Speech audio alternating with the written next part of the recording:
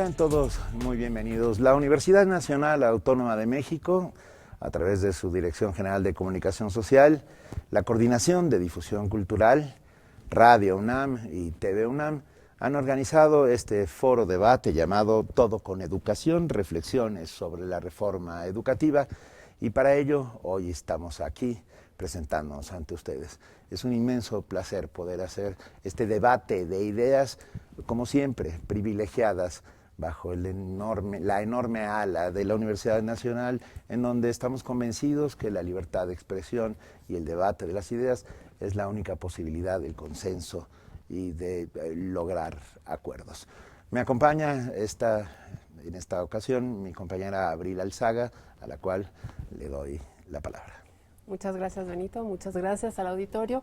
Y bueno, en esta idea de construir acuerdos o ideas hacia adelante en un conflicto que pues llevamos ya un rato viendo, siguiendo, invitamos al profesor René Santiago de Jesús, de la instancia de la Coordinación Nacional de la CENTE. Él viene de la sección 14 de Guerrero. También invitamos al doctor Manuel Gil Antón, investigador del Centro de Estudios Sociológicos del Colegio de México. Muchas gracias.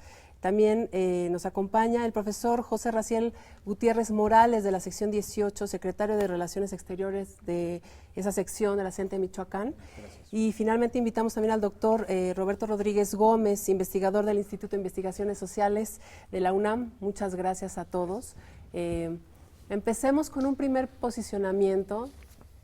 ¿Dónde está el conflicto? ¿Cuál es el conflicto que nos priva hoy en México, en Oaxaca? ¿Cuál es el planteamiento? ¿Cómo podemos entender lo que está pasando hoy en nuestro país? Empecemos con el profesor René Santiago. Bueno, buenos días y le agradecemos el espacio que hoy nos brindan para informar a la ciudadanía en general. Decirles que el conflicto magisterial se deriva a la llegada de Enrique Peña Nieto a la imposición de una ley que no viene a beneficiar al pueblo de México. 3 años que estamos manteniendo la defensa de la educación pública de nuestro país. ¿Con qué finalidad o qué objetivo? Decimos que en esta mal llamada reforma educativa que plantea el gobierno mexicano no tiene ningún proceso pedagógico que realmente vaya enfocado al contexto diverso que hay en nuestro país. Hay circunstancias muy diferentes en todo y cada uno de los estados.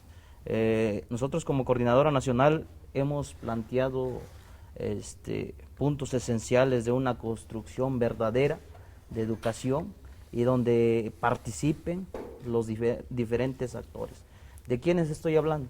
De los padres de familia, de los alumnos, de los investigadores académicos y la sociedad en general que participe en esta construcción de un verdadero modelo educativo que necesita nuestro país de México. Entonces, en este proceso nosotros hemos mantenido 3 años de resistencia como coordinador. En este proceso también le hemos demostrado al gobierno federal que al querer imponer esta ley, pues están pasando consecuencias graves. Tenemos compañeros presos políticos, tenemos compañeros desaparecidos, tenemos compañeros caídos, pero que eso no nos detiene a nuestra idea central, que es la abrogación de la reforma educativa. En ese contexto general está la lucha del Magisterio Nacional en defensa de la educación pública. Yo cerraría de manera general así. Bueno, doctor Roberto Rodríguez, ¿cuál sería desde la perspectiva, digamos, de los académicos de la UNAM, cuál es el conflicto? Bueno, un conflicto, cualquier conflicto, y este en particular no tiene una sola parte, hay 2 o más actores que se están confrontando en un escenario y en una coyuntura. Esa es la naturaleza propia del conflicto. Yo caracterizaría una parte como el interés de promover, concretar y tener resultados en una política pública, la política educativa del actual régimen, que se inició y se basó en una nueva configuración, digamos, laboral del trabajo docente. Eso es por una parte. Y la otra parte es la resistencia magisterial contra la implantación de esa política a través de un paquete normativo. Yo creo que la resistencia magisterial tiene como su parte más visible y más activa a la coordinadora, por supuesto, pero no se agota en ella, en la movilización y en las acciones de la coordinadora, la inconformidad del magisterio. Es una inconformidad que está centrada, me parece a mí, en 3 elementos. El primero de los cuales es el no haber sido consultados, ni en el diseño, ni en la deliberación, ni en la implantación de la reforma, primero. Y segundo elemento de conflictividad, el que, digamos, la puesta en práctica de la reforma implica consecuencias laborales directas, cuyo extremo es la separación del trabajo de los profesores que resultan con resultados, digamos, negativos en las evaluaciones que se practican. Entonces, el escalamiento de estas 2 posiciones, la prisa por tener resultados de la reforma, por un lado, y por otro, las expresiones de resistencia del magisterio caracterizan de manera general el conflicto que hoy estamos viendo.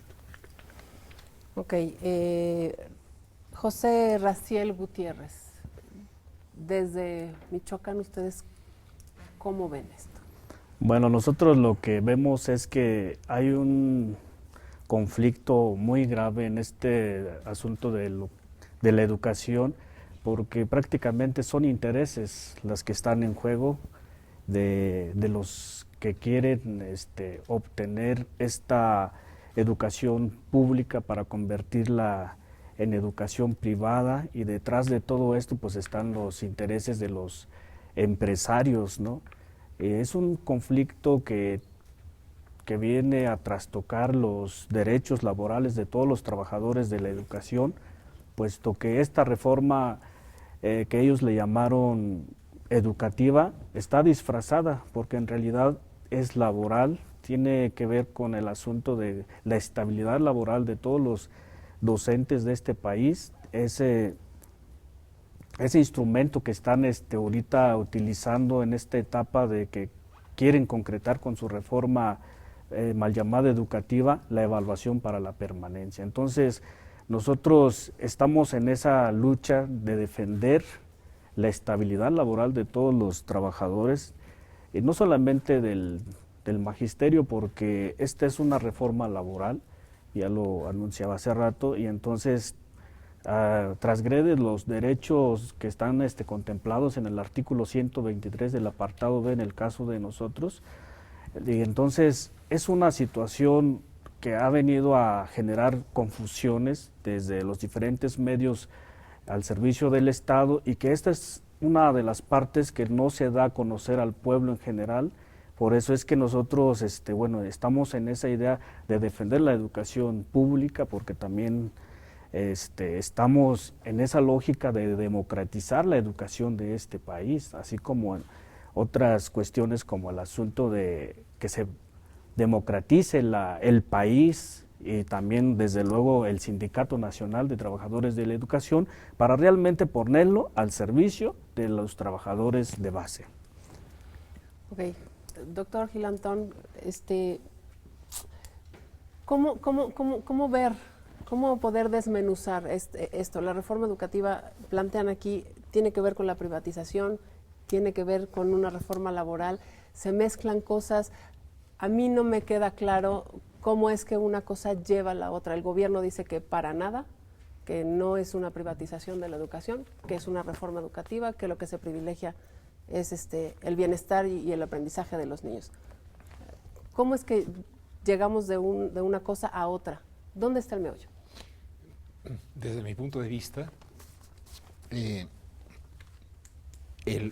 la falla fundamental de la reforma educativa es que surgió con base en una afrenta, con base en una acusación in misericordia de que todos los problemas educativos y por ende todas las soluciones al problema o los procesos educativos de este país residían exclusivamente en el magisterio y que con solo un elemento, que es una evaluación, se arreglaba y llegaba como por arte de magia a la calidad. Me parece que las sociedades y grupos tan importantes como el magisterio en la construcción de este país no pueden quedar impávidos ante la acusación de que por su culpa tenemos problemas en la educación.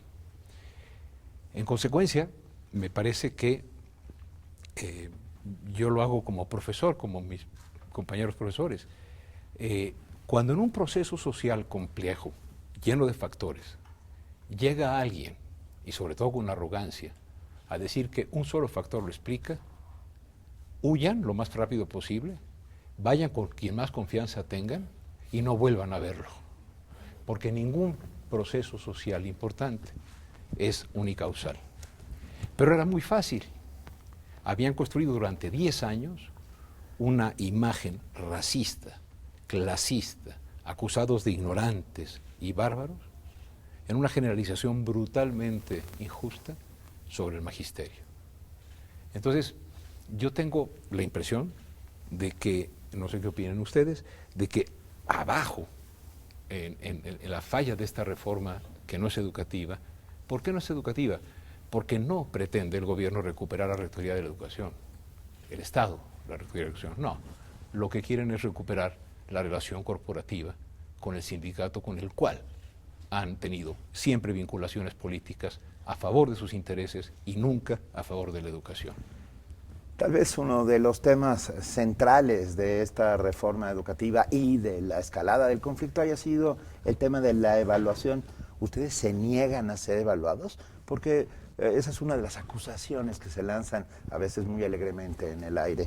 Por favor, profesor José Raciel Gutiérrez. Nosotros no nos negamos a evaluarnos. Nosotros siempre nos evaluamos cotidianamente después de que tenemos un día de trabajo con los niños. Nos evaluamos cuáles han sido los avances, cuáles son las debilidades que de alguna manera obstaculizaron el trabajo para que el niño se desarrolle plenamente. Entonces nosotros estamos en constante evaluación, pero la evaluación que nosotros hacemos es formativa. Entonces que nos permita llevar a sacar del rezago educativo a nuestros alumnos, y eso también nos da la posibilidad también de detectar cuáles son nuestras debilidades como trabajadores de la educación, pero dentro del marco de un contexto real. Entonces nosotros no podemos implementar una evaluación estandarizada que no corresponde a nuestras necesidades, a nuestros contextos, y que bueno, choca mucho en el sentido de que, bueno, por ejemplo, en una comunidad donde no se tienen ni los servicios básicos, ¿cómo le vamos a poder aplicar una evaluación a un maestro que trabaja en condiciones muy precarias? Entonces sí está muy complicado que una empresa ajena a lo que es la educación venga a implementar una evaluación estandarizada.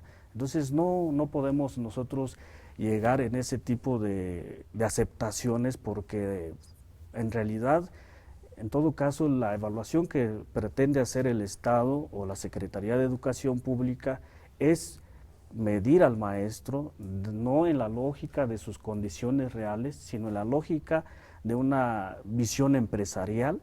Entonces nosotros estamos trabajando con seres humanos en donde no podemos clasificarlos y etiquetarlos, y desde luego que nosotros estamos a favor de una verdadera evaluación, pero que nos lleve a un proceso formativo de mayor capacitación y preparación para que podamos desempeñarnos de mejor manera y que podamos transformar la educación de este país. ¿Cuáles son los criterios de evaluación? O sea, ¿qué es lo que están evaluando? ¿Por qué se dice que no están evaluando según las características de dónde están? ¿O por qué se dice que es estandarizada? O sea, ayúdenos a comprender, a los que no estamos metidos en esto, ¿cuál es la resistencia a la evaluación que está planteando ahorita el gobierno? Roberto. Bueno, la política de evaluación del actual sexenio. Tiene como diferencia las evaluaciones previas, su carácter, en primer lugar, obligatorio para todo el magisterio, pero en segundo lugar, con consecuencias fuertes. Antes, inmediatamente antes, el sindicato había acordado, junto con la SEP, en este esquema como de cogobierno educativo que caracteriza a los sexenios en que gobernó el PAN, una fórmula que era la evaluación universal para el magisterio, la cual, por un lado, pretendía que todos participaran en ella, pero no tenía consecuencias negativas. Solo podía tener aquellas derivadas del programa de carrera magisterial, por ejemplo. A ese punto se había llegado. La cuestión cambió con la transformación del espíritu de la evaluación universal a un tipo de evaluación centrado en otros factores y en otros elementos y con consecuencias negativas. A pesar de que, digamos, el enfoque de política educativa de principios del sexenio era la recuperación de la rectoría del Estado en educación, y eso significaba una nueva centralización de las decisiones, de los instrumentos. Lo que ocurrió en realidad, paradójicamente, fue una dispersión. Es decir, las pruebas que se aplican en esta evaluación son diseñadas por el Ceneval, que ni siquiera es un órgano de Estado, es una asociación civil. Ellos hacen las pruebas, supervisadas por el Instituto Nacional para la Evaluación, aplicadas por las autoridades educativas de los estados, sancionadas por el Servicio Profesional Docente y en última instancia por la Secretaría de Educación Pública. Entonces nadie es directamente responsable de la evaluación en su conjunto, está dispersa, para no hablar por ahora de lo que significa el enfoque educativo, si lo tiene, de ese mecanismo de evaluación.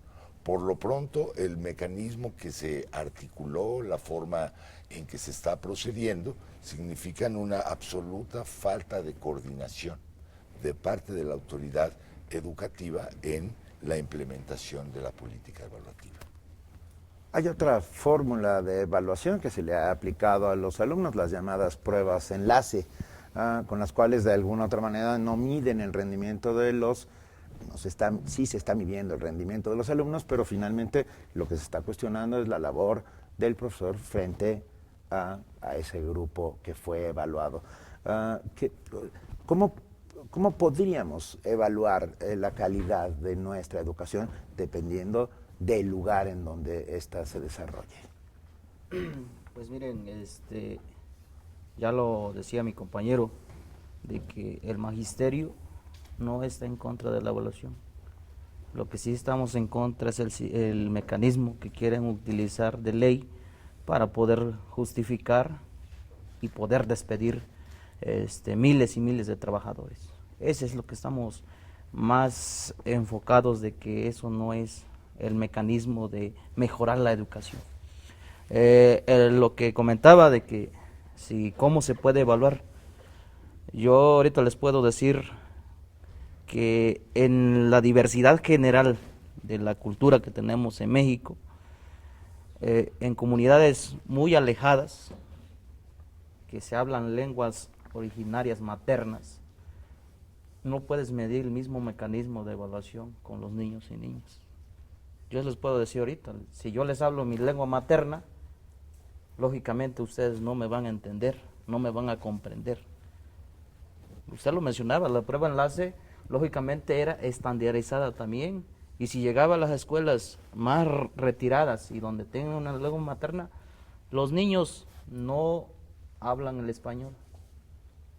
Una cosa es que te entiendan, pero no lo hablan, ellos te hablan en su lengua materna. Por lógica, los exámenes los tienes que aplicar en lengua materna también, para que ellos te entiendan, te comprendan. Otros mecanismos, yo como le digo, de esta evaluación de manera integral, el maestro tienes que evaluarlo Desde que llega, el maestro tiene que ser el orientador. El maestro es el que entiende a sus alumnos, también vive sus problemas en casa de los niños que traen a la escuela y lo comparten con el docente. Es un ámbito muy amplio, donde el maestro lo hace de doctor también, que es parte de nuestra labor cotidiano, diario en el aula. Esta parte se está dejando fuera de esta evaluación que también se debe de tomar en cuenta. Entonces, nosotros decimos, no un simple examen va a medir todos los conocimientos de un docente, porque es amplio. La evaluación integral tiene que ser amplia, desde la lengua originaria, desde el aspecto del desarrollo dentro del aula con sus alumnos. Y, pues, y lo decimos también, puede ir incluido la evaluación, pero apegado al contexto real de nuestro país y cada uno de los estados. O sea, México es diverso. Por supuesto. Regresamos en un instante a este foro Todo con Educación, reflexiones sobre la reforma educativa, y escucharemos al doctor Manuel Gil Antón.